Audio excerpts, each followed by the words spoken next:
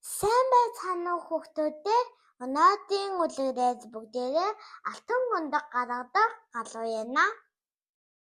Алтан гундаг гаргадаг галуу.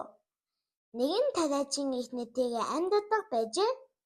Тэдний алтан гундаг гаргадаг гайхалтай нэгэн галуутай аж.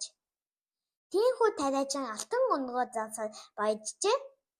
Галууж алтан гундгоо гаргасаар хос хоёр улам баян болов. Тэд баяжхын хэрээр улам шуналтай болсоор байлаа. Тэдэнд дутагдаж гажигдах зүйл байгаагүй ч үргэлж илүү хүссээр байв. Нэгэн өдөр эхнэр нөхрөө дуудаад тун нухацтайгаар бодоод үзтээ хэрвээ хоёулаа галуун дотор бүх өндгөө нэм мөсөн гаргаад авчихвол илүү хурдан баяжин шүү дээ гэж хэлв. Нөхөн шуналтай инээгээд ухаанд эхнэр минь чиний зөв. Бас өдөр бүр өндөг хүлээж суухгүй амар хэмээн майсав. Тэгээд шунал томхой тариачин өнөөх галууга хөнөөж хөжгөнө. Мэдээж галуу нь бусад энгийн галууны адил гэдэс дотортой байлаа.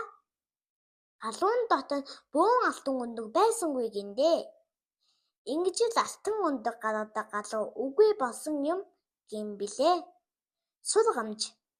Шунал итвэл шулан болно шүү хүүхдүүдээ.